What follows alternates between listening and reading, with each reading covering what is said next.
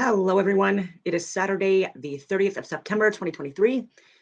And I wasn't going to do a video today, but I'm going to. And I'm going to start off just by going over my social media because, some people do look at my Instagram and my Twitter, and I don't usually give my like a full opinion or description of my take on certain things that I share. And so on this platform, I can like elaborate a little bit more on things that I share. So I'm just going through my stories first before I go on the tangents about stuff that I want to talk about.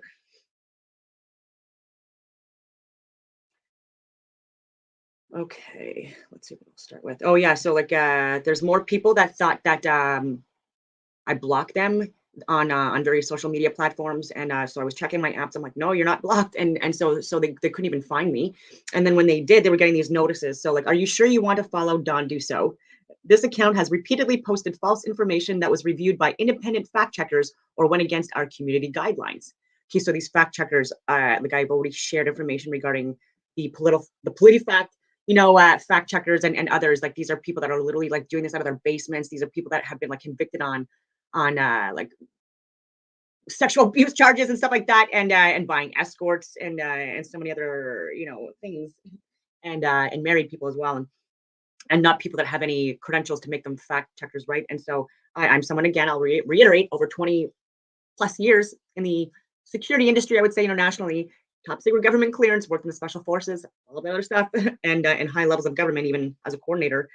And I'm on an uncensored browser, and I connect from different countries on my VPN and things like that, and I coordinate and talk to people on a regular basis that are in very interesting positions, right? So like even people that are like part of various different like space agencies, even, and even I talk about that stuff, and I'll get into that. But I highly encourage people to take a look at my social media while it's still up. I got into another debate, I would say, on someone else's social media that posted a video regarding, I think it was Ron DeSantis, but anyways, he was talking about Disney World and how it's like crown land, and anyways, and so I had just posted about the underground tunneling systems and how like there's like an air defense, like there's air defense like over the Disney World, and I already talked about the underground tunneling systems, and I've said that there's a lot of people that are complicit in child abuse and human trafficking cases from Disney World.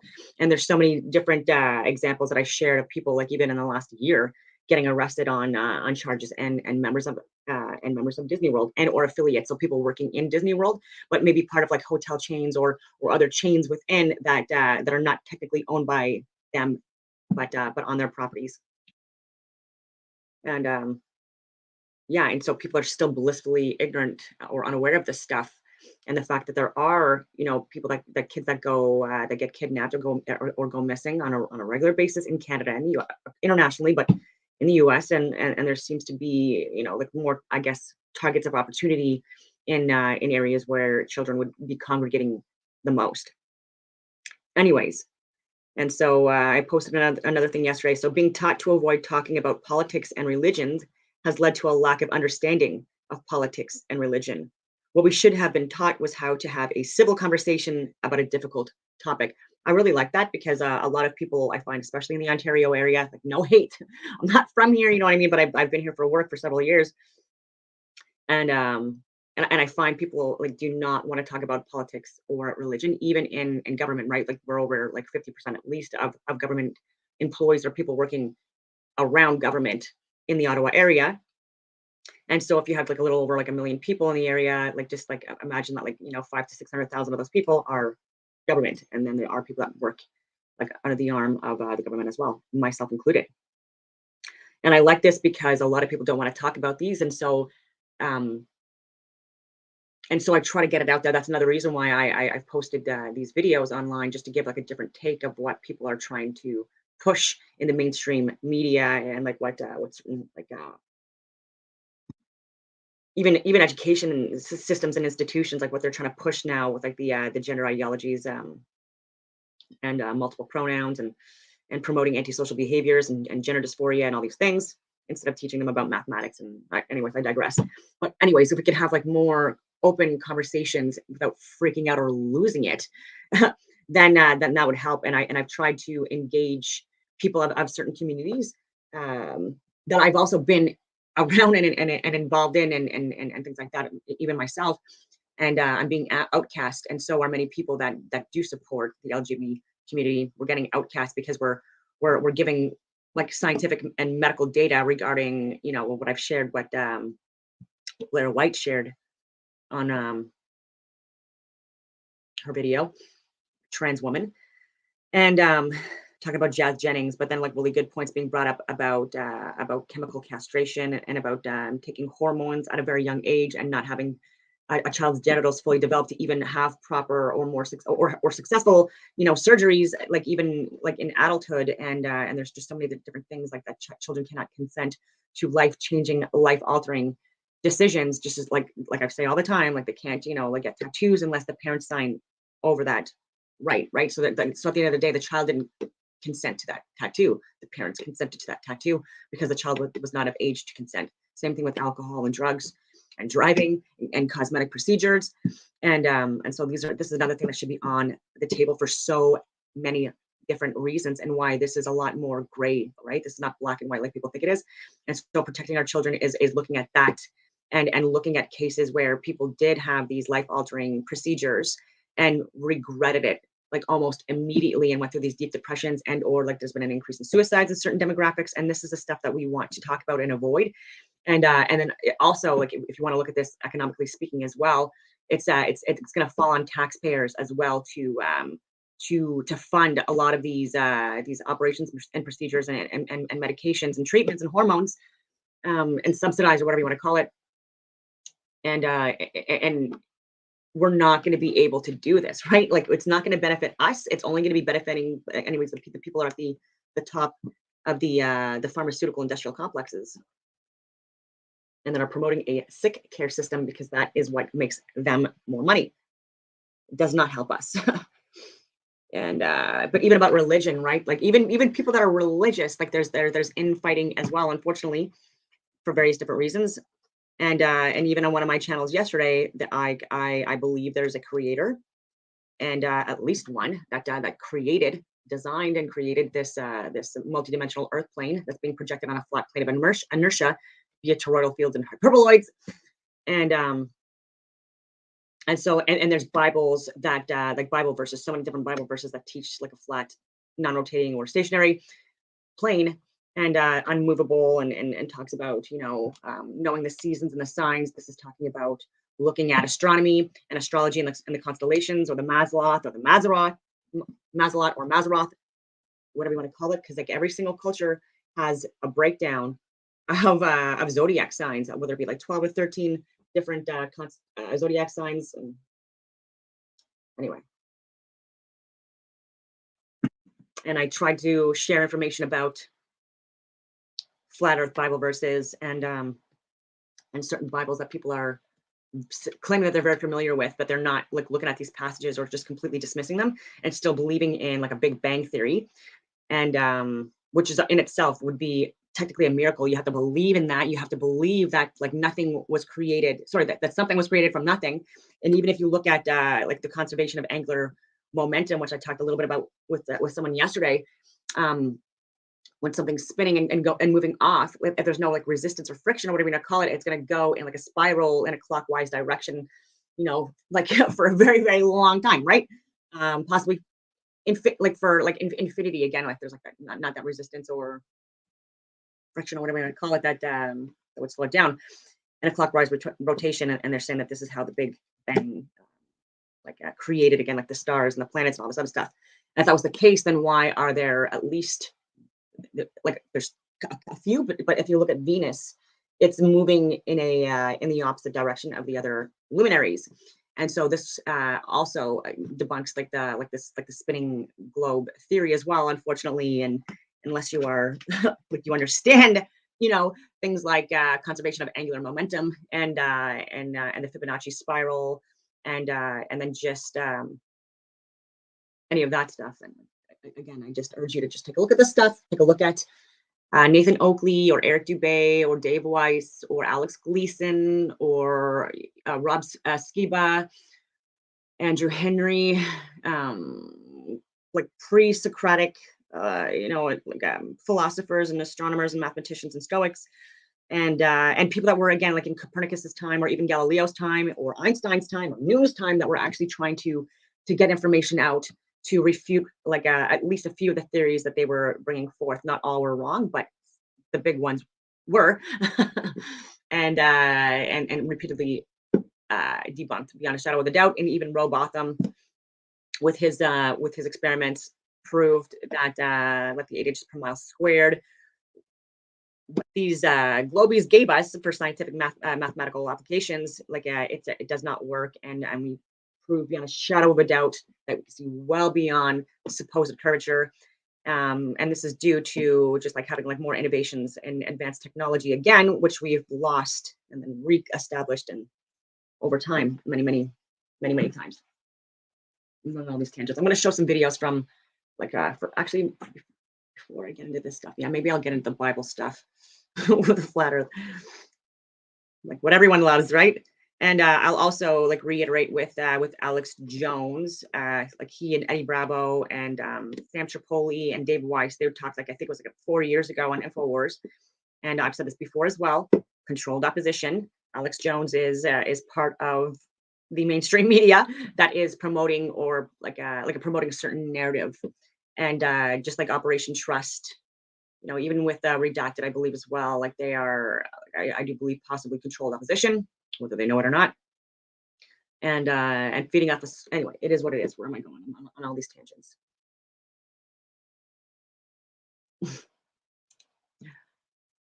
But yeah, so Alex Jones was also like, maybe I'll show that too. But he was also like really uncomfortable with Dave Weiss and others like Eddie Bravo and Sam Tripoli, like talking to him about like a lot of scientific points regarding the Earth, and he was just, again, like you could see, he's very good at like dismissing this stuff. Actually, before I share that, I'll just show another interesting thing. So this is what I've talked about in not yesterday's video. Maybe it's been 2 days now. See, first I'll see if you can see this. Yes. Okay. Now where is it? Okay. So this is a swastika, and this is a symbol that originates from like the Big Dipper and the North Star or Polaris. So I think I said Sirius yesterday, but what I meant to say was Polaris, and how the Big Dipper and these are the guiding stars where you can like access like the to know where the North Star is. And then through the different seasons, like the equinoxes and solstices, the Dipper will be like in different positions, and this is why this symbol has been like a powerful symbol, like represented all over the world, and also shows that the again the Polaris, it doesn't move itself, and it's like the other wandering stars and luminaries that move above. And there's been time-lapse videos done to prove this as well. And sun rises in the east, sets in the west. And so, yeah, I just thought that was very interesting, and I just wanted to correct myself on that.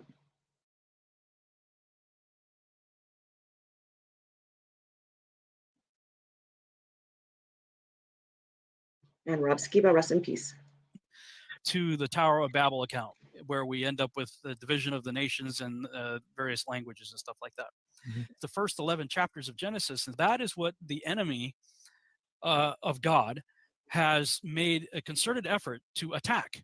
And in that, you have obviously the creation account, which includes the creation of 2 human beings in the image and likeness of God. Eve been taken out of Adam's rib.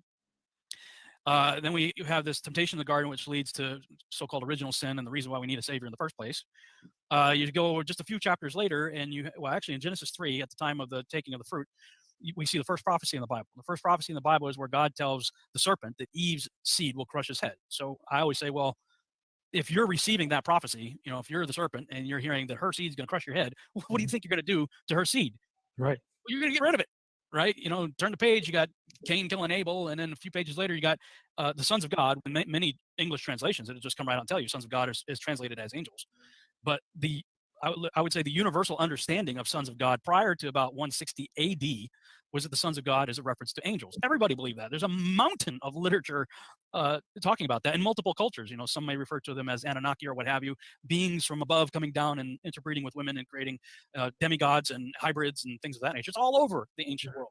Mhm. And so, like, that's a huge issue right there, is the subject of the Nephilim and what happened to Genesis 6.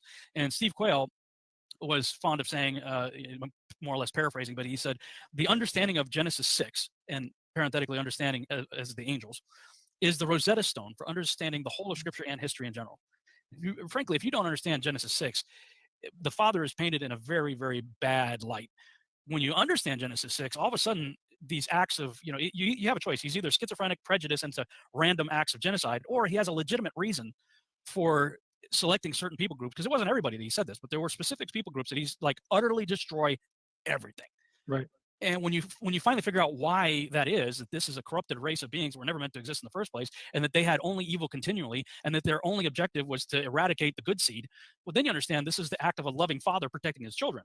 And it resolves a lot of things. So my early ministry, after figuring that out myself, became largely about talking about the issue of the Nephilim.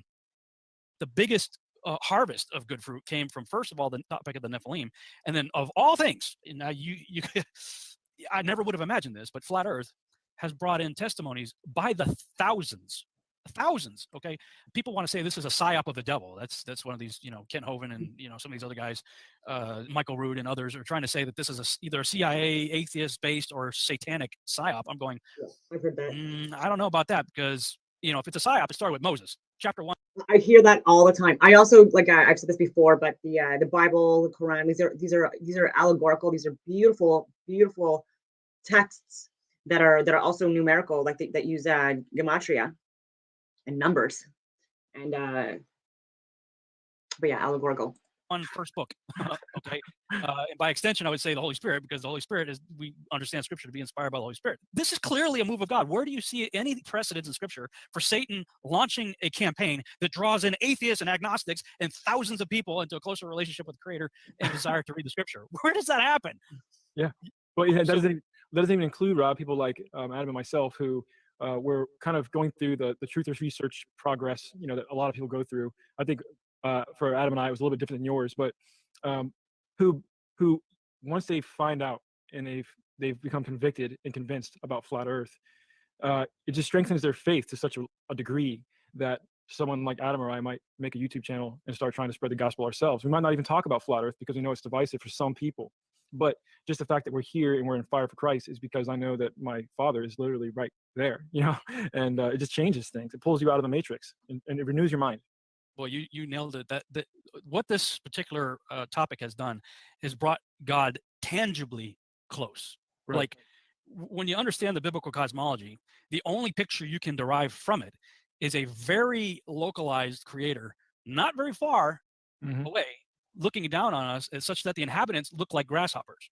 Yeah. Okay, yeah, that's small, but that's still very localized, as opposed to the standard cosmological worldview where Carl Sagan was fond of saying we're just an insignificant pale blue dot, in the backwaters of some wing. That was a big moment for me, is realizing that we actually are special. We are the center of the universe. We do matter. And yes, he's sitting right above the circle of the earth. And so that was, like I shared with you before we started the show, that was the moment where I realized that I was completely selling the world and completely buying the scriptures and taking it literally.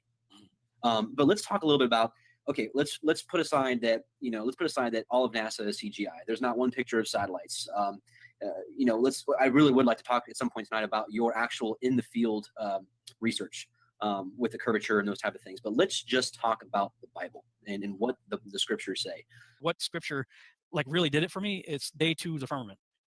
Yeah. Oh yeah. And separating the waters from the waters, I think, is a really huge point. And day 4, man, day 4 is where it got real bad for me, because I used to subscribe to the Kent Hovind, Karl Baugh idea of the firmament as a canopy of water surrounding the earth. Right. And that was destroyed at the time of the flood, and it took 40 days and 40 nights for it to rain down on earth. And I used to teach that myself. In fact, it's even in the commentary on some of my fairly recent published books, that idea. But I was imposing the Kent Hovind, Karl Baugh teachings that I had listened to and believed upon the text. I said, yep, see, that's what it is. And then on day 4, it says he put the sun, moon, and stars in Mm-hmm. the Mm-hmm. firmament. Amen. Words mean something. In Woo-hoo. means something. So I look at the Hebrew. In the Hebrew, the word rakia is firmament, and it said in the firmament is when you put the letter bait as a prefix before the word. And when a word is preceded with the word bait, it means in. It's the first letter in your Bible, in the beginning, Bereshit. And the letter bait, because the letters have meanings in the Hebrew. They have numerical value. Letters have meanings in and of themselves. And when you put all that together into words, the words have not only the meaning of the word itself, but the combined meaning of the letters that make up the word. And the letter bait means house. It's right from in Genesis 1, in the beginning, house. Mhm. God, Elohim, Yahuwah creates a house that he can dwell in with his family, us. Right. And you got Job saying that the sky is hard like a molten looking glass. I mean, okay. I mean, how do you beat out air? How do you beat out the vacuum of space? The language doesn't fit. And the type of tap dancing and mental gymnastics you have to go through to try to force meanings onto words like rakia, I mean, that's where you get stuck. Mhm. You a few verses into the first chapter of the first book of the Bible, and if you have any integrity at all, you're going to get stuck on the firmament and realize what you think about space just cannot work with the firmament. And you mentioned the word troop. That comes from Amos 9:6, where in the King James uses troop, but he talks about building his stories of the heavens, in the heavens, That's right. and it Yeah. founded his troop on earth. And you read that, you're like, troop, what is that? Well, when you compare other translations, most others will say vault. He Mhm. has founded his vault on the earth. And I think it's the New American Standard Bible. It says vaulted dome. Wow. He has founded his vaulted dome on the earth. And that's where you realize that not only is the firmament hard, the sky is hard, according to Job. And in Proverbs, it says, made firm the skies above. And the sun, moon, and stars are in this thing. So you have a hard structure within which the sun, moon, and stars. So you got to deal with that. Mhm. Linguistically, that's what it says. I don't care how many letters you have after your name. You cannot change the fact that that's what the Hebrew says. And then when you realize that Amos tells you this thing is attached to the earth, you're in the Truman Show, dude. No Sorry. kidding. It gave a whole new meaning to the Tower of Babel. They literally were trying to reach the top. Yeah, right. Okay. I was one of these guys when I believed in the Copernican model that would force eisegesis onto the text and say Genesis 11, since it's ridiculous to think you could build a tower to reach into heaven, right? Because heaven's endless space, and where's God? It's another dimension. It's another dimension. So he had to be creating a Stargate. Yeah, that's it. Nimrod was building a Stargate. I taught that. Okay, Yeah. okay, that's the prevailing view amongst scholars today, like in the Tom Horn, Steve Quayle, Right. Skywatch TV crowd, Right. Because they're still forcing the same thing that I did, forcing a Copernican model bias onto the text and saying, well, this must be it because, but when you realize that was not the model that the Hebrews had, they had a conscious understanding of a metal-like crystalline structure attached to the earth, within which the sun, moon, and stars were placed, and within which windows were opened such that the water above poured down and flooded the bathtub. Mhm. It is the earth. They believed that. So the plains of Shinar, I used to say, well, if you're going to build a big structure to reach into heaven, why not start on a mountain so you get a head start, right? Right. The base, right? It was the plains of Shinar had to be big for a base that I started reading through other literature, and even literature that I published and didn't see it because I was blind to it, told you that this thing had a base. The base of the structure of the building was Mhm. 200 square miles. Wow. Okay, we think that the Freedom Tower or the World Trade Centers was a big deal, right? They didn't have a base 200 square miles. That's insane. a big base because they intended to build a structure. Is gone out through all the earth, and their words to the end of the world. In them, so this is in the firmament. In them hath he set a tabernacle for the sun. Now listen to this. This is really telling, brothers and sisters, about the movement of the sun. So this is talking about the sun, which is as a bridegroom coming out of his chamber and rejoiceth as a strong man to run a race. His going forth is from the end of heaven, and his circuit. So if you look at the definition of circuit, it's pretty interesting. And his circuit unto the ends of it, and there is nothing hid from the heat thereof. Yeah, Amen. that one. Okay, first of all, of interest to note, that's on Werner von Braun's tombstone. Yeah. Which, Okay. if people don't know, that he was the creator of NASA or the father of NASA. Well, he's one of the founding Project Paperclip, bigwigs in the rocket program for sure. Right.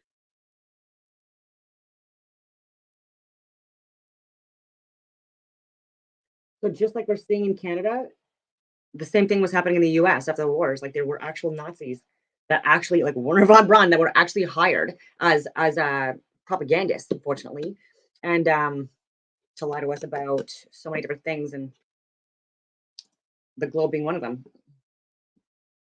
Byrd, first recognized for his work in the North and exposing all this stuff about inner Earth, then goes to the South in Operation High Jump. Well, you look into that, and that's a freaky deal. I mean, there's documentaries online written or done in the 40s or 50s or whatever, black and white about it. Okay, so why do they call it high jump? Well, just Google coastline of Antarctica, and you will see lots and lots of pictures of 200 and 300-foot ice walls that you are confronted with when you go to Antarctica. So Operation High Jump. When you get there, you got to jump over this 300-foot ice wall, 200 or 300-foot ice wall to get to the surface of Antarctica. Okay, that's interesting. And then Admiral Byrd gets on TV and tells the world about all these amazing resources and natural resources and things that are down there. Admiral Byrd, you've been to both the North Pole and the South Pole. Is there any unexplored? There's different like secret societies or occult groups or whatever we're going to call it, and they're not all like part of the same groups, like billionaires and millionaires throughout the world, right? And so like there's different ones, like I said, and so he's part of like another one, then like other ones, and so but there's still a level of misinformation, and he's still part of an occult group that where there are people that mislead us, unfortunately, and they can call it whatever they want and say that that they're independent free thinkers, like even the Freemasons, like there's a lot of them are great people, but there are, just like any other group, you know what I mean, there's bad apples within, and unfortunately they are really like in positions of leadership authority, and they have a lot of money, so they can impact a lot of change and things in the world, and they don't allow women in some of these groups either, which does, like, again, it's there's no reason for it other than I do believe because of women being more like focused on people and men being more focused, generally speaking, on things, we would be more apt to not agree to like certain things that are done, that some of these people plan and stage, like 9/11 and January 6th and Titanic and Hiroshima and Nagasaki, and I'm going to get into that as well. But there's land left on this earth that might appeal to adventurous young Americans? Yes, there is. And not up around the North Pole, because it's getting crowded up there now, because they find out it's really usable, not only to live in, but militarily. But strangely enough, there's left in the world today an area as big as the United States that's never been seen by a human being. And that's beyond the pole on the other side of the South Pole from Middle America. And I think it's quite astonishing that there should be an area as big as that unexplored. That's a tremendous So challenge. there's a lot of adventure left down at the bottom of the world. Admiral, do you hope to see that? I do. So all these countries start sending people down there, and we have Operation Deep Freeze, and that's where everything gets weird. And that's like in mid-50s, 56, I think, somewhere in that time frame. Anyway, all these nations go down there, and then all of a sudden they have this need for the International Geophysical Year. Something new. There's the International Geophysical Year, and oh, by the way, we need an Antarctic treaty. This is the only nation that can't be claimed by any country as theirs, this continent, and you can't have a military base here, which is kind of funny because that's all we have down there practically now, and military contractors like Lockheed Martin and others down there, Raytheon and whatnot. Okay, so they say we need an international treaty, the Antarctic Treaty. Look up that, and you'll see that these nations drew up this contract, and it starts going into effect between like 1958 into like 1961, I think. And then the first thing the United States and Russia do after this, well, the United States creates DARPA, the Defense Advanced Research Projects Agency, which is the black budget agency that does all these, super soldier stuff and creates advanced weaponry, James Bond stuff, Batman stuff, right? DARPA is created in 1958, the same year that NASA's created. Right, so you got NASA and DARPA created the same year, 1958, that they all of a sudden everybody leaves Antarctica. We need a treaty, and then the United States and Russia engage in a dig race and a missile race before the space race. The dig race was the United States and Russia immediately start trying to figure out how deep is the Earth, like how far deep can we drill. Right. And the United States gave up early, and the official story is we ran out of funding. Well, yeah, the reason they ran out of funding is because they shifted it all from the dig race into the space race and into Apollo and all that stuff. But the Russians kept digging. In fact, they kept digging into the late 80s, early 90s. And the deepest anyone has ever dug. Yeah, and Apollo is like sun worship. My goodness, sun worship. And so the sun moving 15 degrees every hour, every 2 hours going 30 degrees on its elliptical path, rising in the east, setting in the west, and within the firmament. Into the representation of Osiris, of Jesus, of Mithras, of Dionysus, of so many others all over the world, representations of the sun and Isis and Mary and others are representations of the moon. And these are masculine and feminine energies, electricity, dielectricity versus magnetism. And yeah. This Earth is less than 8 miles. No one's gone deeper, and yet you can open up any textbook and see diagrams of exactly what's inside the Earth. Oh, by the way, we know what the core of Mercury is, and Venus and Mars. We know the core of Jupiter. Like, you don't know anything. It's artwork. And we don't even know anything about the Earth either, for that matter. 8 miles, that's as deep as not even. So the dig race. Then the missile race. And in the missile race, the United States and Russia both start launching high-altitude nuclear bombs into the sky, and we called it Operation Fishbowl. Yeah. And if you just Google that, Operation Fishbowl, and watch the archive footage of this, it looks very much like they're hitting something up there. And Fishbowl was part of a larger project called Project Dominic. And I was doing a Nephilim conference, actually, to talk about giants and hybrids and stuff in Lubbock, Texas. And Pastor Dan Cressman, we're at his church. He pulls me aside at one point and says, yeah, do you know what the name Dominic means? I'm like, no. He goes, look it up. We look it up. The word Dominic means of the Lord. So we literally called our side of the missile race the Project Fishbowl of the Lord. Like, I'm going, come on. I mean, if you're trying to avoid a conspiracy, you're not helping with the names or the activity, because what the United States, who were the big superpowers after World War II, we're the only ones economically, technologically able to do what was done. Right. Okay, just so you're not listening to Rob Skiba the entire time, there's so many others like that are religious pastors and things like that as well that do bring up the flat earth. So I'm just going to. Oh, it looks like I'm going to present it to you more Bible verses. If I can find the link.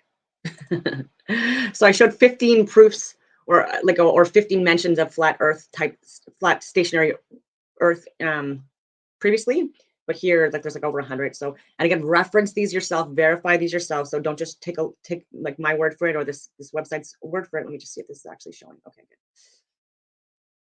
Okay, so Isaiah 40:20, it is he who sits above the circle of the earth, and its inhabitants are like grasshoppers, who stretches out of the heavens like a curtain and spreads them like a tent to dwell in.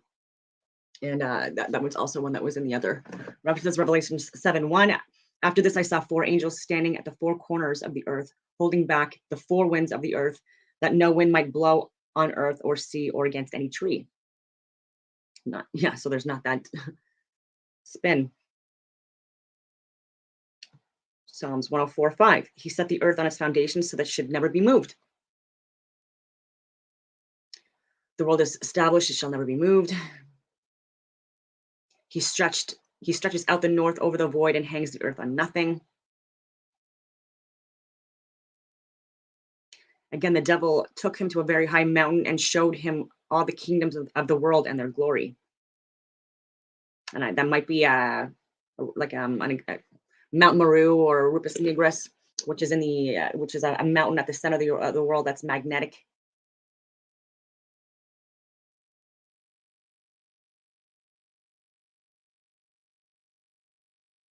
Yeah, there's just so many here. He will raise a signal for the nations and will assemble the banished of Israel and gather the dispersed of Judah from the 4 corners of the earth. He raises up the poor from the dust. He lifts the needy from the ash heap to make them sit with princes and inherit a seat of honor. For the pillars of the earth are in the Lord's, and on them he has set the world. I was there when he drew a circle in the face of the deep. Sky above proclaims his handiwork.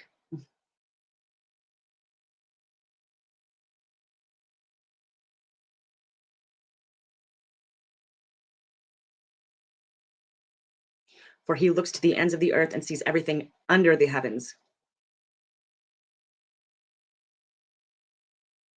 I made the earth and created man on it. It was my hands that stretched out the heavens, and I commanded all their host. In the beginning, God created the heavens and the earth. The earth was without form and void, and darkness was over the face of the deep. And the Spirit of God was hovering over the face of the waters. And God said, let there be light. And there was light. And God said that the light was good. And God separated the light from the darkness. God called the light day, the darkness he called night. And there was evening and there was morning, the first day. on the second day. Anyway, I don't want to go too far ahead.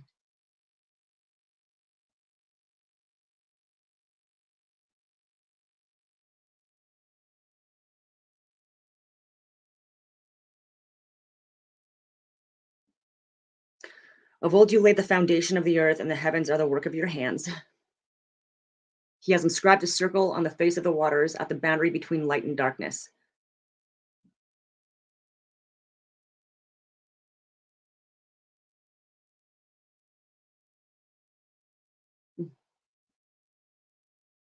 The tree grew and became strong, and its top reached to heaven, and it was visible to the end of the whole earth.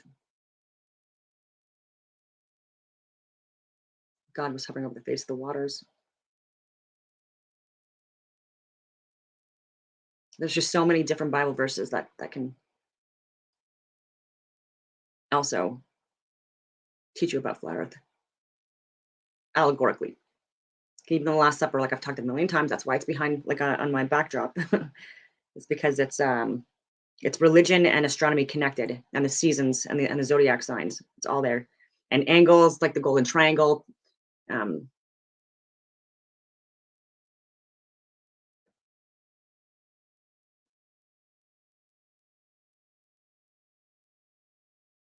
Yeah, there's just so many.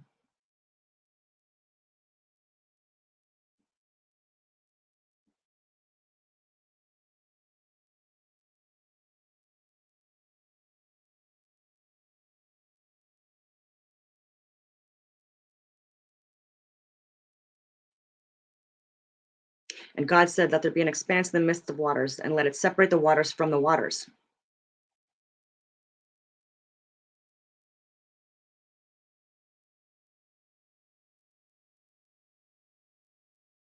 So yeah, any sun worship or moon worship or any of that stuff um, is worshiping false idols, or whatever you want to call it. The God, the Creator, that sits, in a throne at the top of the in the heavens above, is the if anything would be the one that we should be worshiping, praising, showing our love to, all those things.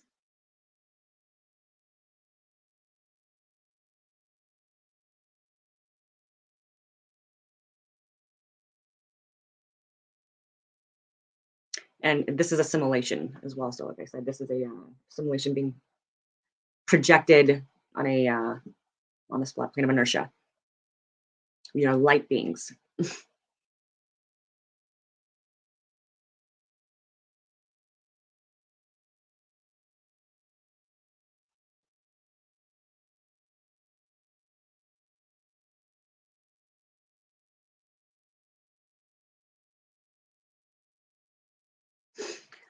So many Bible verses. So I'll stop sharing that, and then I'll get back onto Rob Skiba.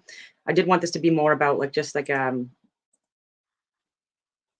flat stationary Earth debates within different religious groups.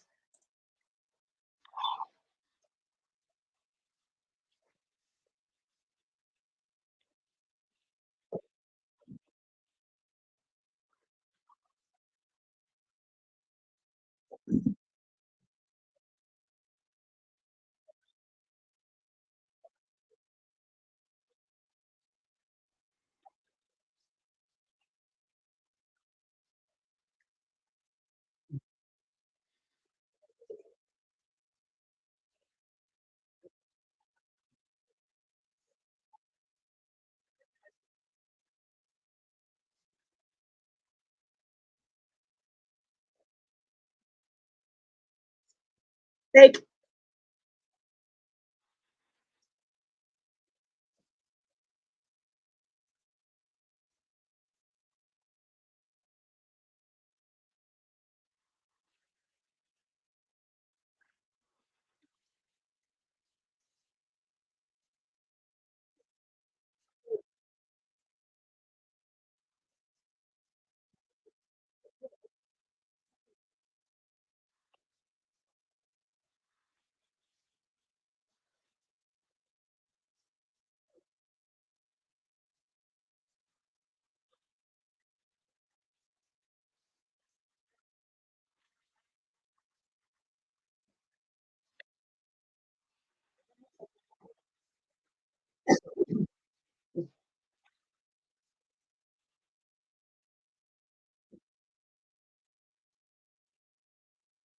Don Pettit said that.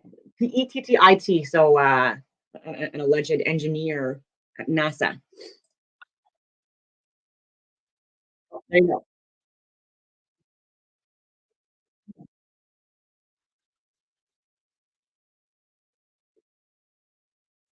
See, I didn't watch this specific video. There's so many out there with Rob Ski and stuff like that. So I just did like a search. So I'm watching this in real time with you.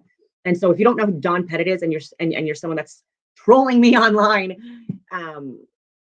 then I hope that this is something that, even without even seeing this, I do know my facts. I do share proof. I've said this repeatedly, and yeah, and there's other people that are also showing this as well.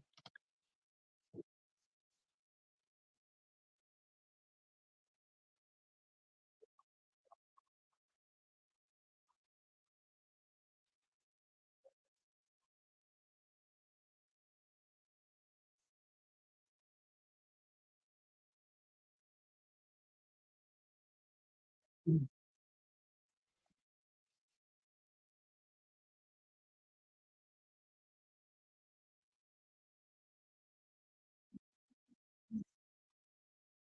Yeah.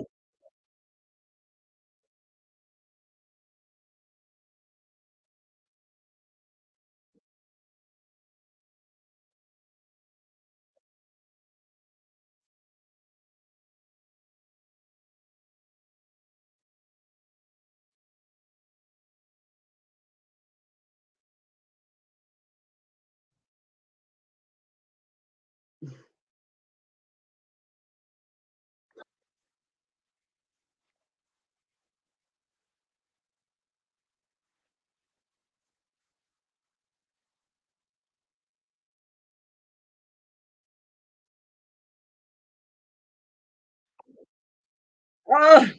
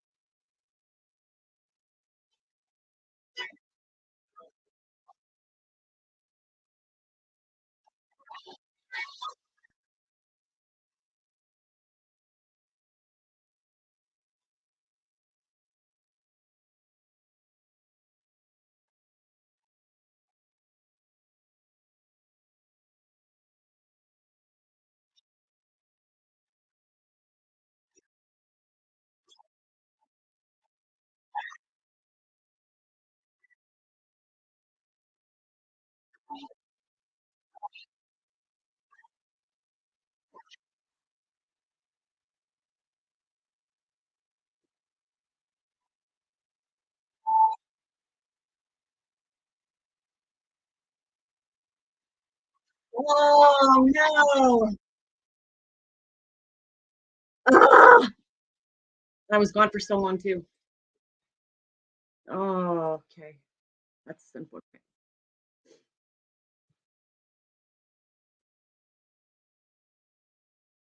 Okay, so that was Rob Skiba and like probably stuff that you needed to read. Hopefully, like he was saying stuff because I was with my dogs and I just filled up my coffee and so um, let's see what else I'll share with you. That's too bad. Maybe something with Robbie Davidson and Rob Skiba. Robbie Davidson, Robbie. I mean, he's been character assassinated and vilified online too, which is unfortunate because he has really good information. And so he has his own channel on YouTube. Um, and oh, there's something else that he does a lot of work with. It'll come to me. It's like a truth channel is what they call it. Oh, God, I gotta see We it. are TFR, Truth Frequency Radio.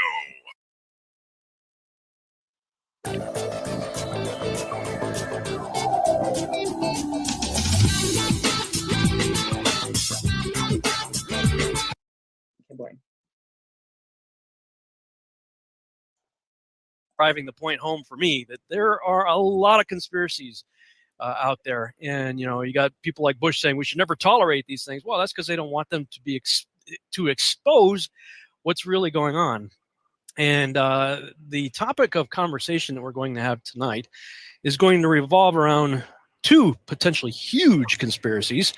One being that of the potential that we could be living on a flat Earth. Now, a lot of people think that's completely absurd, totally ridiculous, and why in the world are we even talking about that? And I've asked myself that question many times myself, to be honest with you.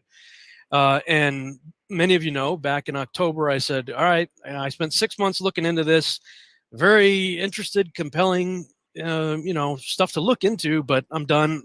I've got other work I got to do. Well, shortly after that, after I said, okay, I'm done. I'm not going to do this anymore. I got other work, and I'm going to move on and do this other stuff. On my my to-do list is getting so big that I can never die. And he wasn't a flat earther. He wasn't looking at a flat earth or any of that stuff. That was not. It was like the farthest thing from his mind when he was just coming to these conclusions, looking at the text and being a structural engineer and taking the Bible literally and sticking to the itemized list. He's like, well, this is what you end up with. And he, as I understand it, he's kept trying because it dealt with pi and everything. So he kept trying to use the globe to support what he was doing. But when he was looking for images of the Earth that he could use without getting into copyright issues, he kept finding things like composite and all these 3D rendering type language that you always read about in the fine print when you look at the NASA images of the Earth.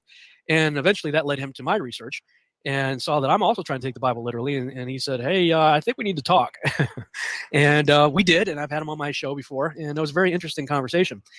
And that has been sort of the way it has gone since October. Since October, everything I've tried to do to get off of this subject, I just keep being pulled back into it. So finally, I just yielded just recently. I said, all right, Lord, I'll embrace the madness. If this is the path I'm supposed to be on for however long, I will do what I can to still get these other things done on my to-do list. But in the meantime, I'm still going to engage in conversation. We will talk more about the principle, absolutely, because there's just an incredible story there. But again, there was so much excitement when that film started going into development, because here was something that was going to completely do what these creation ministries did with the Darwinian model with Darwin. They were literally going to take pot shots at Copernican and the whole heliocentric model. Even though this was before I was looking at the nature and the shape of the Earth, I still was excited because here we go. They lied to us about this. Now, wow, it's very possible they lied to us about everything that, we're being told about, that the sun is the center point and it's the central focus. And, we're just basically satellites orbiting the sun. So to me, I was really excited about that. But like I said, it was about 8-9 months ago when, I was reading verses in the Bible, and quite honestly, I actually came to a video on YouTube where they were making fun of, the flat Earth or whatever, what the Bible describes. But I'm looking at it and I'm like, yeah, but that's what the Bible says. And I mean, if we're going to be Bible literalists, and we're going to take like literal young Earth or 6-day creation, or we're not going to buy into the millions and billions of years or all these sort of things. We're actually going to look at the Bible with its timeline and take that literally or at face value. And well, what about these other verses, these really problematic verses when it came to when Christ comes in the clouds, every eye will see him? or when in Daniel where the tree would grow up so high that it would be seen by every end of the earth. These are really big issues on a ball. But anyway, started looking into it, and then I just started my search, and I came actually across, just like yourself, the whole Mark Sargent, Flat Earth Clues, and, being kind of conspiratorial and looking into, these puzzle pieces and going, well, that's really peculiar. Why is it we have no real verified photographs of the Earth from space? I was always, and I always explain this to a lot of people, but I always was very skeptical. I didn't believe in the moon landing. And in my circle, people would look at me as, way out there because, oh, this guy, he doesn't believe in the moon. But again, it was very easy for me to start believing in all the lies of NASA when I believed they lied about, the big achievement of mankind landing on the moon. How many times? 12 times, there and back, 6 times or whatever. And then since then, they've been, 300 miles? And then they'll say, well, we don't need to go back to the moon because we've already been there. But again, no other country's been there. It's almost been 50 years. Okay, so apparently it's maybe I'll stop sharing this one. I'll remember to link it, but you can take a look for yourself. Robbie Davidson. Look at his channel, and this is from 7 years ago, even. So there's a lot of content since. I assure you. Okay, so maybe I'll share some more science stuff.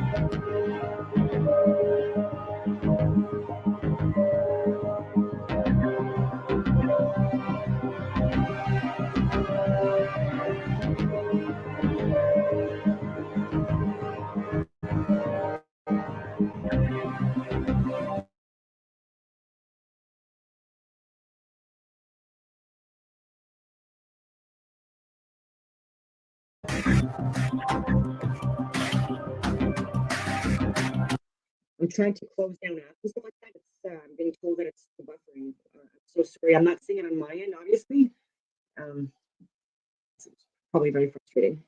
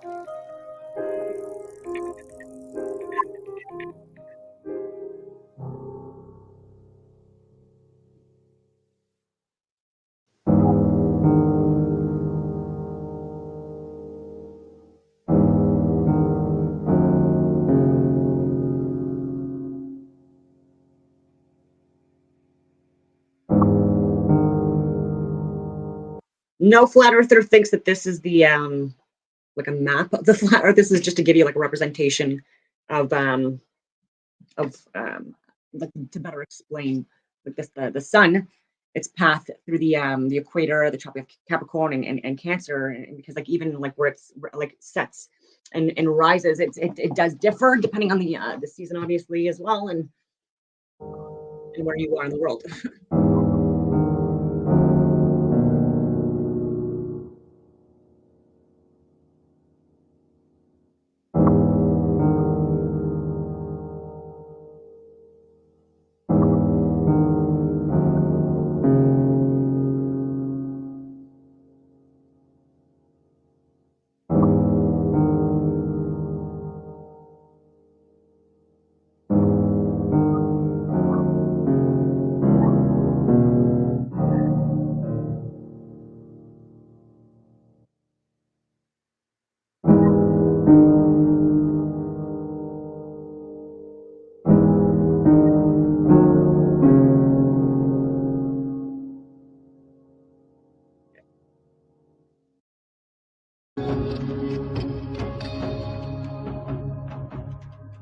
Measuring and recording time represents one of the oldest scientific activities. They have sundials too, like in Antarctica and in all these places in the North Pole, and they actually edit and or like there's like a blip for like a 2 hour period or you know what I mean, where like you're not seeing the actual like the sun's movement like with the shadow on the sundial, and it's so slimy that they do this. And I've shared this proof. I highly recommend people take a look at this, right?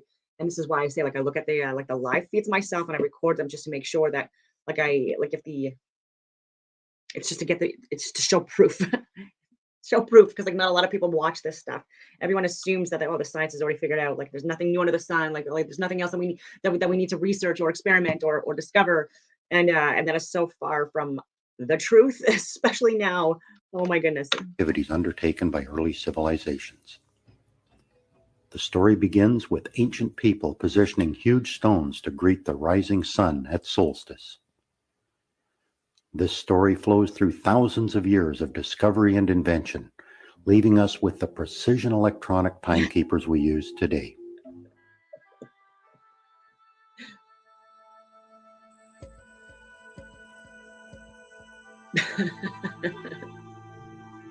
Yeah, okay, so that's a good point. Like no flat earthers think that. Like the people that got to the flat earth or the flat simulation earth, whatever, these are people that really got familiar with the globe earth science slash pseudoscience and really took a look at like a lot of data, freaking a lot of data, where we were able to ascertain what was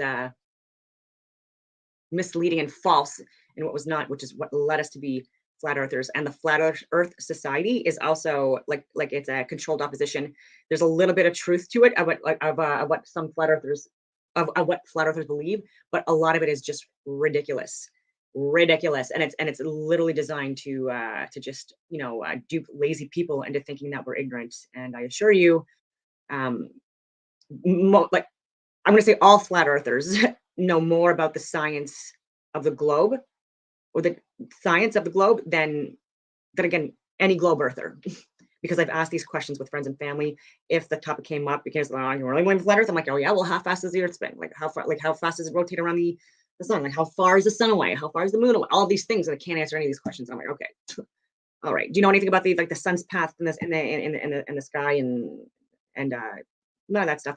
And it's not to hate. It's just like, but you're not helping the globe Earth model at all. Like, and even on Discord, like I'm literally on a flat Earth channel, and there's so many trolls on it that like show like images of like even like urine jars and like there's porn like that, like there's literally like graphic images and repeating like just like one like a word like cheese, for example, like thousands of times just to push like my content up, right, so that people aren't seeing it when they get on the channel.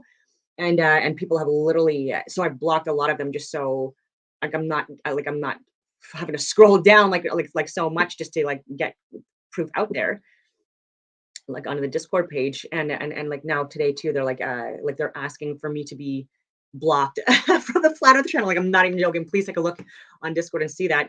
And it's literally by the people that are allowing, again, like pornographic images and like people that are actually trolling, and there's like zero content and just people being idiots. And then you have actual people like me that are sharing content, and we are the ones that are getting like people like up in feathers, and it's very ironic.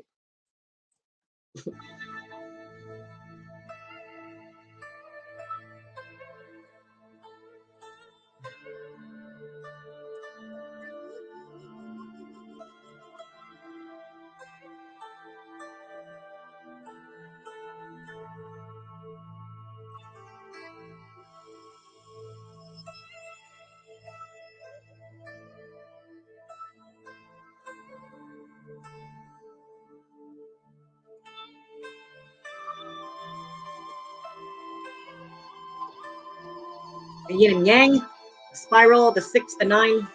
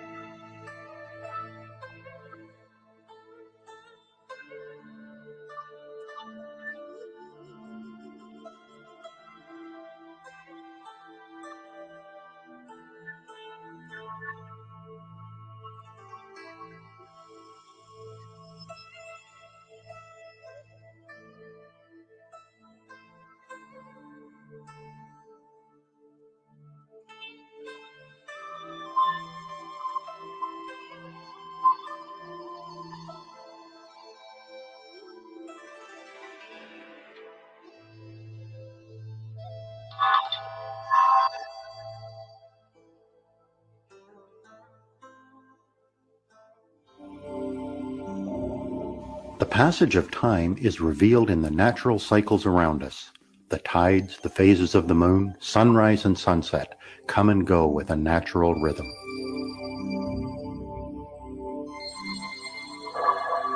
Incredibly, the human mind recognized these cycles and created instruments to measure and record time. The earliest people marked the important sunrise of solstice with standing stones.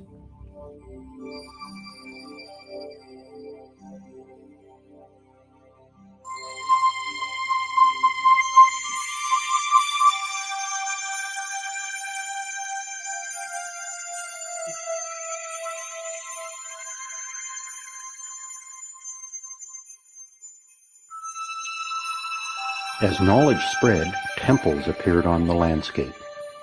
Stonehenge, created over 3,000 years ago, is in fact an ancient timekeeper.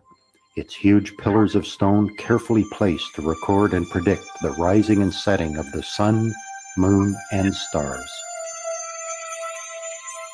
And there are multiple Stonehenges throughout the world, including Canada and including the US.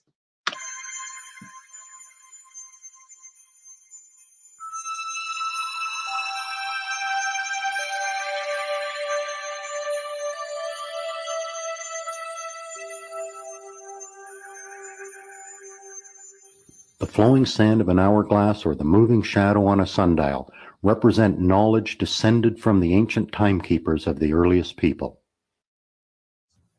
Before the invention of clocks and watches, sundials were used to tell time. In fact, sundials were used in Egypt more than 3,500 years ago. They consisted of a simple stick pushed into Yeah, obelisks, astrolabes. I have an astrolabe. I have a brass one. I just got to remember where it is. the ground, which cast a shadow onto a dial. To mark the passing of the hours, sundial faces were divided into equal parts. The earliest surviving sundial with hour markings date back 1,500 years before the present era. Some of these sundials used tall stone obelisk to serve as a center stick, or gnomon. Still, there was no standard number of markings, so the length of an hour was not the same on every sundial. As sundials became more common, the gnomon became shorter and eventually pointed to the north, rather than straight up. When the length of a day was officially standardized at 12 hours, sundial faces were divided into 12 equal parts. These 12 parts marked the hours from sunrise to sunset. This sundial is a typical example. It is made to sit flat and has a gnomon that, when properly installed, points to what astronomers call the North Celestial Pole, the point in the sky directly above the Earth's North Pole. This sundial was made over 100 years ago for a member of Parliament, W. Patterson, who lived in Ottawa and later became a senator. The dial was designed Ottawa, Canada, where I'm currently located, the current capital of Canada. by Otto Klotz, an astronomer who worked at the Dominion Observatory. This sundial, made by Pritchard and Andrews, a company from Ottawa, can read to an accuracy of 5 minutes. There are an amazing number of different sundial types. People built sundials to sit flat on the ground, fit flat against walls, or even to be portable like this tiny ring dial. To use this sundial, you need to hold it vertically so that it is pointing towards the north. Sunlight passes through a tiny hole in the side, shining on a scale printed inside the ring to mark the time.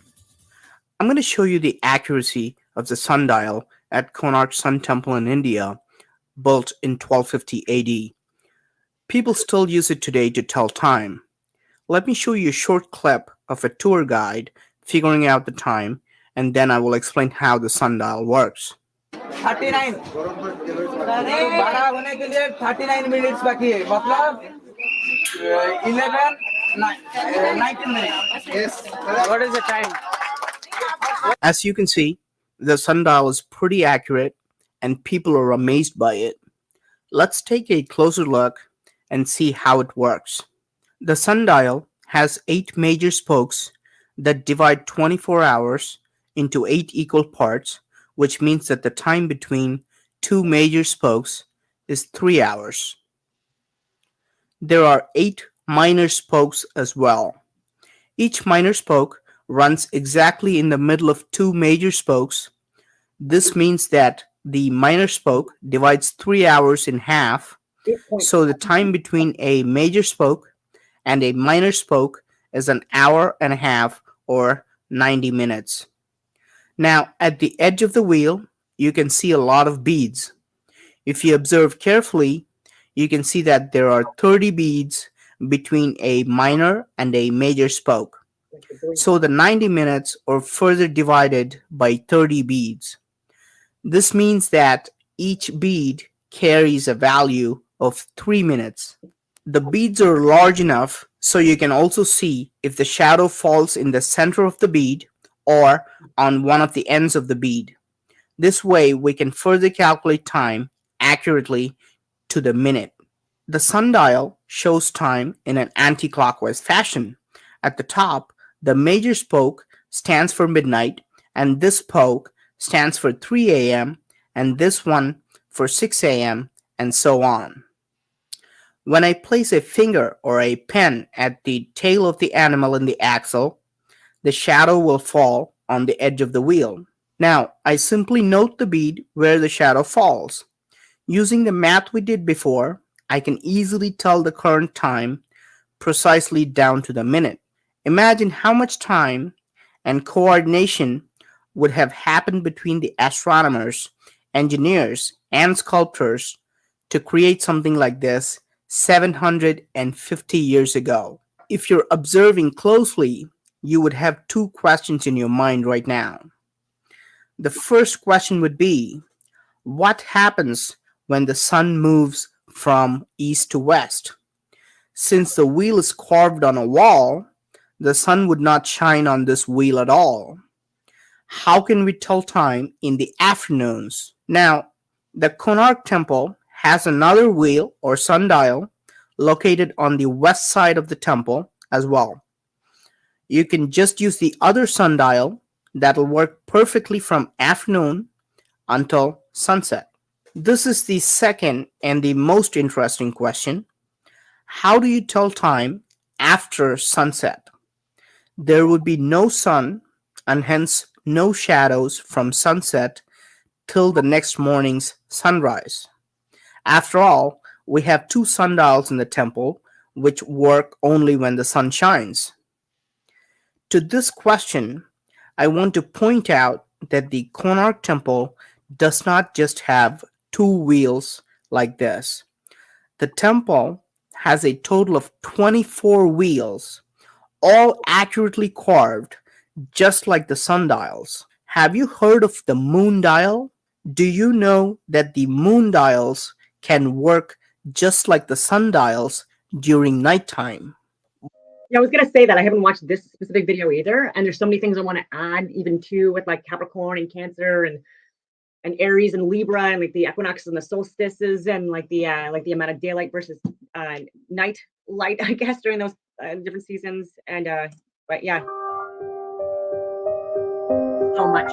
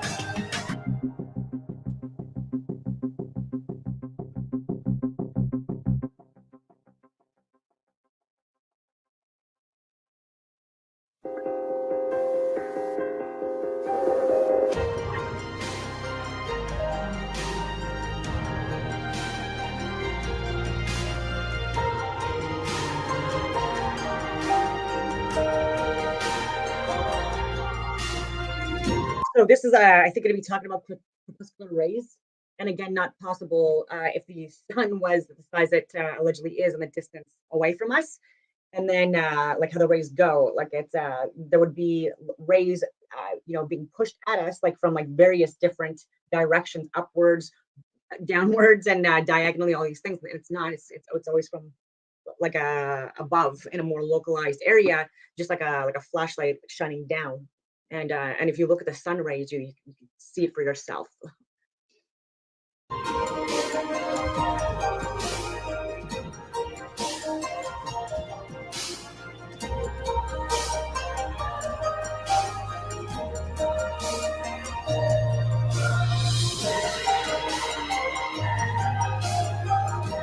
And do you really believe a light source that far away, like whether you want to believe it's like 93 million miles away or 150 million miles away, whatever you want to say, because getting like the scientific people, the scientific communities right now, the pseudoscientists, they're still getting it wrong depending on the country you're in. And they're not talking as well as they could be. And yeah, because their images should be a little more similar than they are if it's indeed actual, real, legitimate pictures that they're taking of the moon and the sun and the earth. Where was I going with that? Oh yeah, but like what kind of friggin' flashlight have you ever seen like that, like astronomical distances that would have like that much of an impact and very specific, like if you look at the different luminaries that it allegedly like impacts differently with it makes no sense. It makes no sense.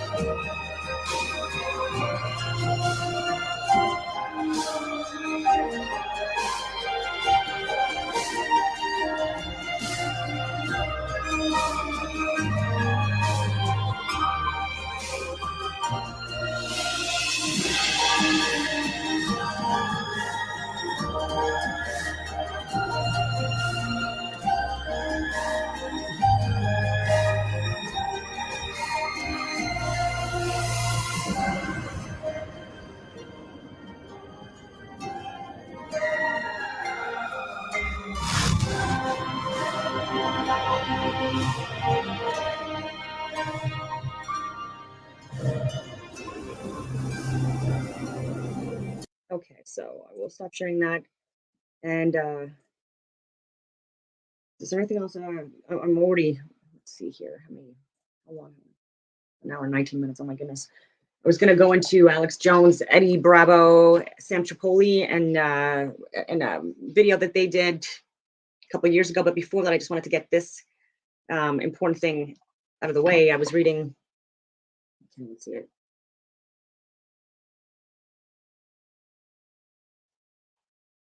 Anyway, it is 5 Myths About Nuclear Weapons by Ward Wilson.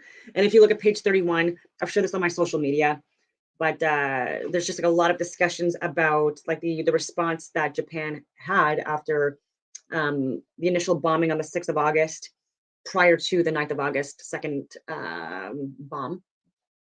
And there was questions just regarding the speed in which like there was councils that were put into place. And so just regarding timings of Japan's response. So maybe I'll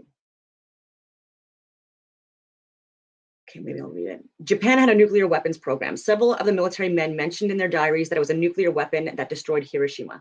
General Anami Korechika, Minister of War, even went to consult with the head of the Japanese nuclear weapons program on the night of August 7th. The idea that Japan's leaders didn't know about nuclear weapons doesn't hold up. Only one fact about timing. This is all about timing. Sorry, about like the nuclear weapons that were allegedly utilized in Japan. Anyways, where was I? Only one fact about timing creates a striking problem. On August 8th, 2 full days after the bombing of Hiroshima, Foreign Minister Togo Shigenori went to Premier Suzuki Kintaro and asked that the Supreme Council be convened to discuss the bombing of Hiroshima. The 6-member Supreme Council was made up of 4 military men and 2 civilians. The Army Minister, the Navy Minister, the Army Chief of Staff, the Navy Chief of Staff, the foreign minister, and the prime minister. The fact that a city could be destroyed with a single weapon, Togo presumably argued, was important enough to merit discussion by the council. Suzuki checked with the council members and found that they were unable to make themselves available to meet to discuss the bombing. So the crisis didn't grow day by day until it finally burst into full bloom on August 9th. The Supreme Council had considered the need for a meeting about Hiroshima the day before the crucial meeting and decided against it. Any explanation of the actions of Japan's leaders that rely on the shock of the bombing of Hiroshima has to account for the fact that they considered a meeting to discuss the bombing on the 8th, made a judgment that it was too unimportant, and then suddenly decided to meet to discuss surrender the very next day. Either they all succumbed to some sort of group schizophrenia or some other event was the real motivation to discuss surrender. This is talking about the Japan surrender, like why they did, had it anything to do with the US or something else. And so this is the key paragraph here that I shared. And so based on timing alone, Hiroshima doesn't look like the event that forced Japan's surrender. But there was an event in the second week of August that fits the timing perfectly. At midnight on August 8th, the Soviet Union declared war on Japan and began its long-planned invasion of Japan's holdings on the mainland, the southern half of Sakhalin Island, Sakhalin, and other territories. 6 hours after this news reached Tokyo, the Supreme Council met to discuss unconditional surrender. So this was 6 hours after. So the points that were given before this in this book were that, like, yeah, whenever there's been like major events, like within like a 12 to 24-hour period, people are literally like even halfway across the friggin' world, they're actually sitting down with leaders and they discuss like key events, right? And so this should have happened if it had been so important. And then 6 hours after, you know, Tokyo gets the news about the Soviet Union declaring war, they're talking about the surrender. So clearly the Soviet invasion touched off a crisis while the bombing of Hiroshima did not. So this was very, very interesting. And I just want to put this point in here as well. So, and this is controversial, but I'm very controversial. So Dot Connector saying Japan was 90% destroyed before the nukes. So in my early 20s, I was going on a train and there was a woman from Okinawa that just decided that she was going to sit with me, and we were discussing stuff. And then she also was like very uncomfortable. She was like kind of hinting at the fact that like that it may not have been like these big explosions like we're being led to believe, but like a series of multiple like huge explosions, but like again like at ports, at seaports and stuff like that, using like TNT explosives and things like that, and like the carpet bombings and like the like so many other things that they were doing, which was atrocious. And yeah, sorry, I'm also reading comments here. And yeah, so like just so very interesting conversations, you know, like on a friggin' train. And this was when I was already in the military. And so, but yeah, just something that always stuck with me. And that even apparently like there were businesses that were open within like the days following these explosions. And so if there was like so many like different like concerns about radiation poisoning and all this other stuff, then how is it possible that they were even in those areas even afterwards, and trying to like get, you know, stuff from like the friggin' rubble and things like that. So there's just like a lot more questions that people need to consider. And then yeah, so I could go on so many tangents on that. So I also wanted to say that like there's people that I know that are getting access to information requests out to the Canadian Armed Forces and other government organizations because they are public servants and they work for us. and their emails that are like any information that they work on or send, like this is like this can always be shown to the public, obviously depending on security clearances and like all that stuff. And so we've asked for like the different scientific references and medical data regarding COVID-19 and what led I already talked about this a little bit, but like which led our like the heads of our Canadian Armed Forces to make decisions to inoculate the entire Canadian Armed Forces and or kick out those who decided that they did not want an experimental mRNA therapeutic that was untested. And can also, you know, within 4.6% of people within the original trials, you can actually contract COVID that way through the inoculations and then spread possibly. And then there was also concerns about like the myocarditis and pericarditis and all these other things. I'm going on these tangents, but yeah, I just want to get these things out of the way. and also about contrails, weather modification, and geoengineering. Be interesting to get some access to information on that and see what they're also like put like dispersing, I guess, like for the contrails, like if they're using things like silver iodide or aluminum oxide or like other harmful ingredients that are not suitable to humans or the soil or animals to consume at the quantities that we're now getting subjected to, unfortunately. And I do also possibly believe this has something to do with like blocking out the sun rays and stuff like that, and not being so that you're covering up like the movement of the luminaries, so that people are not able to do the research or the experiments for themselves during those times, right? Like I do believe that there's also a reason for the weather modifications, the geoengineering, and it's about not allowing us to do our own research and exploration. And yeah, I'm going on all these tangents. Let me just see if there's anything else here. Oh yeah, I was going to show you the Alex Jones. I'm going to completely skip that.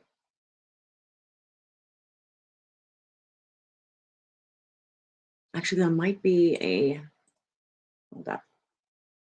There's got to be a YouTube video. My Rumble, I'm just nervous that if I'm buffering with YouTube, then it's going to be even worse. So yeah, so maybe I will get off. I was going to share like a video from Rumble, but I don't think that's a good idea. So I did find it on YouTube. So this is InfoWars. But like Beto O'Rourke, she's our savior. And so the media said she would be the nominee over and over and over again. Well, now CNN ran the headline last night. Super predator. That was the word we were trying to remember yesterday. Super predator. They call black men in the hood super predators. And they locked them up because a nugget of crack was worth a helicopter of cocaine. And they knew about helicopters of cocaine because they were flying them into Arkansas to sell in the hood during the Iran-Contra affair. That's why Kamala Harris got no love, because she's a scumbag and a backstabber. That's why. I totally agree. But the bigger question is, why does the media keep betting on creepazoids like Beto O'Rourke? I mean, seriously, I looked at him the first time and I said, he looks like a mentally ill serial killer, the most disingenuous person, everything. And then he does everything disingenuous. And in a clip last night, he said, I never said I'm coming for your guns. Already played the first hour, but we are going to take them. I mean, they don't even like say it from interview to interview, change 180. They flip-flop in front of you, Eddie. What is that? It's a form of gaslighting. It seems like he's trying to lose. Yeah. You know, like maybe, like, aren't there rumors that maybe either Michelle Obama or Hillary Clinton's going to, run? Like, Step into last second? They're not rumors. I've told people that are in her security details. She still thinks she's running the Democratic Party. I'm glad you brought that up. That was you're telepathic. They said Hillary still runs the Democratic Party, and she still gives the orders. I know she's got people suing me, and they worship her. And the word is she thinks she's going to flap in at the last moment and run. And now it's mainstream news. Hillary hanging around, bookie taking more bets that she's going to be the nominee. What do you think? She'll take an L again. Isn't I mean, I can take it out here somewhere. Yeah, do it. Listen, we're the greatest comedy team right now. People are talking. All right. We're hot. My wife's trying to get a babysitter. Dude, I'll pay for the babysitter. And minute clip. We're going to play the next segment. Not the one I just sent you, Daria, but the one I sent you yesterday. Well, listen, when the head of Bank of America came out last year and said the universe isn't real and that it's all a CG. So if the head of Bank of America is saying none of it's real, you're less crazy saying the worst. So explain me. So what is Earth like a pancake? Well, listen, Daria, can we play? It's less than 1 minute. We're going to go to the guest in a minute. And it's on space art. I'm telling you, they don't have it. Look at him. Look at him. He's dying to talk. Congress, okay? Hold on. Let's stop right there. The space art video. They know. We'll have meetings during the breaks. We have to get clips and we have to look at them, discuss them, send it to my phone. Roll them. Anyways, but let's just stop there. We'll not get a clip. You'll get nothing like it. I'm getting a contact high off whatever you guys are on. I can't believe you're looking at this and you think that's real. That's crazy. That's crazy. This is the best time ever. When I died, that's this the will Aurora flash Borealis. on my I've high- seen that. Yeah. Oh, yeah. That's nice. Look at that. They always show the little solar panel on the side. Oh, look at that. Get out of here. Look at that. Get out Look of at here. that. Get What, out the of Green Lantern fart? What is that? Jesus Christ. Let's get. You know, most of these, well, it's at home, but you know, most of these comments and all these things get found by civilians with telescopes. I'm not saying that what you're looking up in the sky isn't there. It's there. But what they're telling us it is not real. I'm seeing that Sam Tripoli likes Chill Force. Look at that, folks. It was incredibly well on Sam. Attention, America.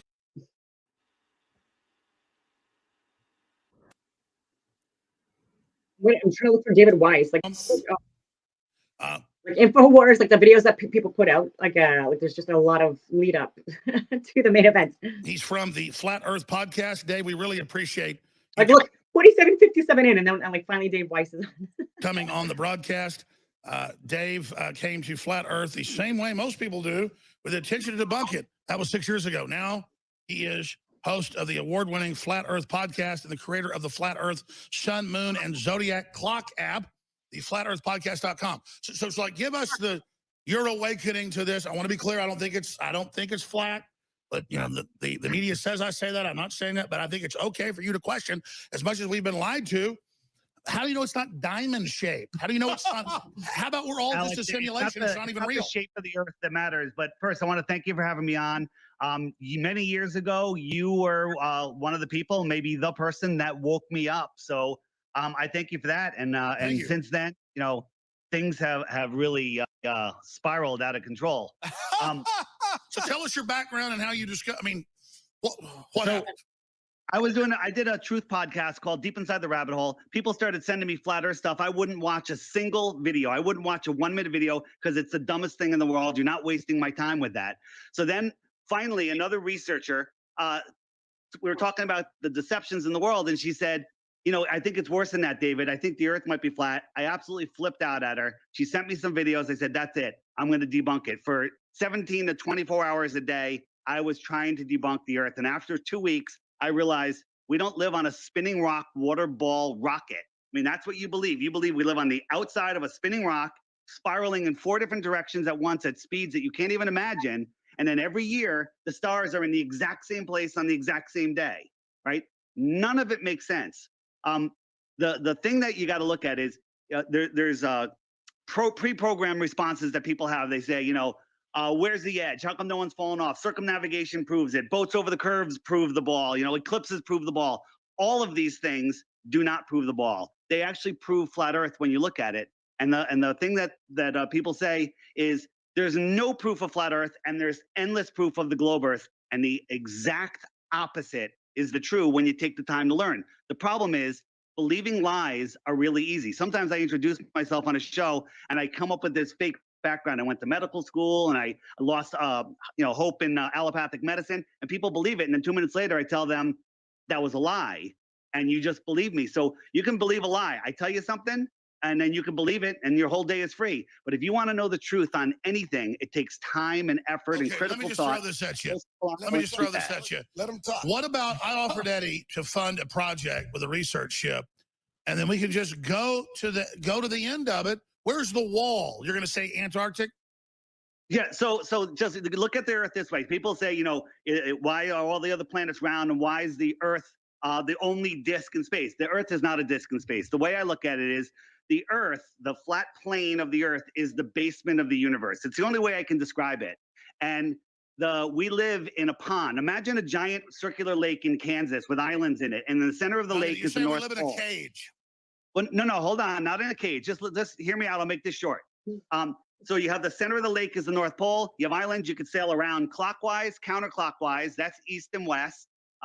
If you sail away from the center at any point, that's south. And when you get to the shoreline, that's the end of the Earth that we know of. That's the shoreline of Antarctica. Antarctica is the highest land on Earth. It is the shoreline of the world ocean lake, I'll call it.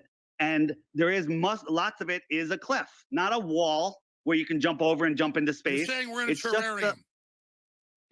Well, so here's the thing. Some people say there's a dome. Some people say there isn't a dome. Some people say there's more lands, more worlds, more suns across the plane. The truth is, we don't know. We're not allowed to go there. Well, the ancients, the Bible says the Earth's round, but then if you go back, a lot of the ancients after that debate said it was. This is what I mean. Alex Jones, controlled opposition. She said the Bible says that the Earth is round. I just showed you over 100 friggin' verses again within the Bible shows that that is not a fact at all. And then I gave you videos from Rob Skiba and others, also discussing Bible verses and stuff like that, and mass cover-ups and you name it. So flat. And then I guess it was Copernicus, Galileo. When did they start saying it was round? And but Jesuits. They started. So yeah, the whole.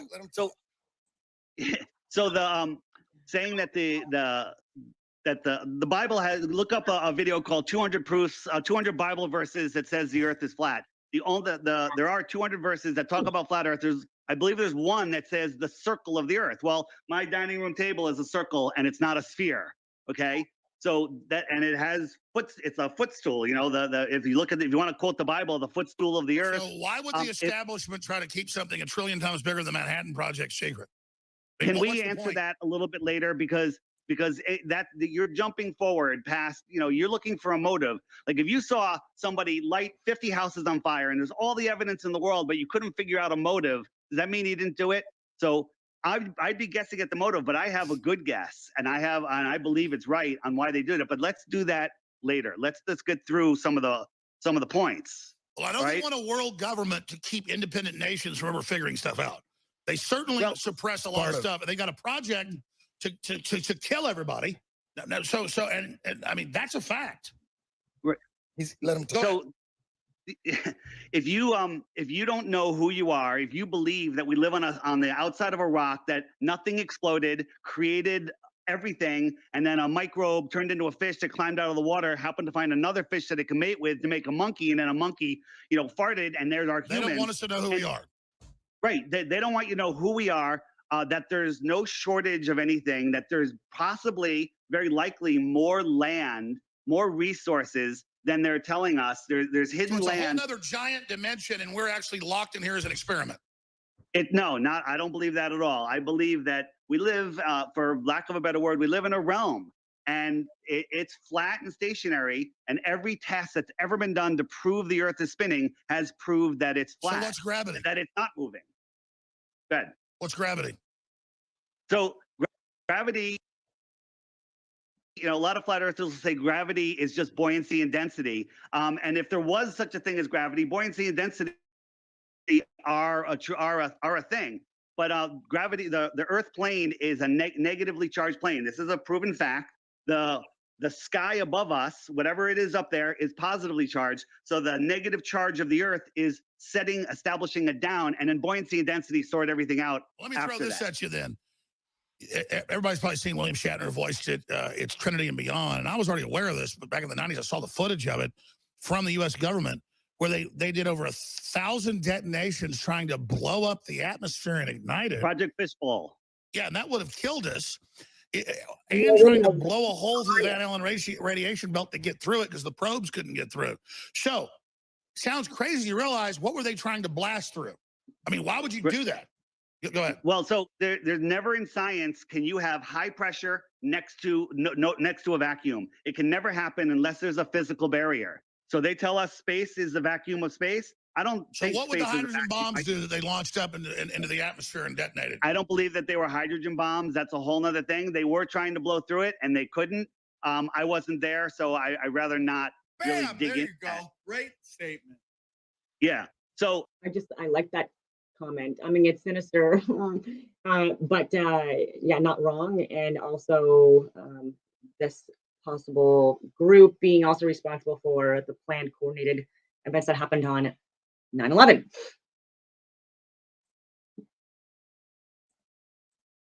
So I know folks that were there. How do you know? On the Apollo. Let's say they were, Alex. Let's say they were, and they threw 500 bombs up there. Okay, that works on a flat Earth. That works on a ball Earth. Who the heck knows what's going on? None of that proves anything. So I was giving that to your theory, like they were trying to blast their way through it. So here's the deal: are they working with whoever knows it is outside it in your theory? Because that sounds like they're trying to keep us from knowing it. And you're just like, It's the biggest deception in the world. Before flat Earth, I was a atheist. I believed in evolution. I wouldn't listen to anything that had anything to do with God. Tell us about when we come back. We'll be right. Bill Gates and his father, who ran Planned Parenthood, are right. We need to dumb down. So why is that acceptable and being taught as a religion and that humans are bad, roll over and die for the post-human world? But if you question the Earth or space or any of this, then you are a bad person. I don't think that's the case. But you've been bullying me a bit during the break that I think it's silly. Because also, you don't believe me that I watched Jupiter orbit and took photos of it. I believe you, Alex. I don't know why, but I do. And you don't believe? Can I comment on that? Yes, sir. Go ahead. All right. So you took photos of Jupiter, and what you saw was a light in the sky with some other lights moving around it. That is the only thing that we can say about celestial objects, is that they're lights in the sky. We don't know how big they are. We don't know how far they are. We don't even know if they're solid objects. The pictures. I mean, I could see the great eye. I could drive out to Lano out.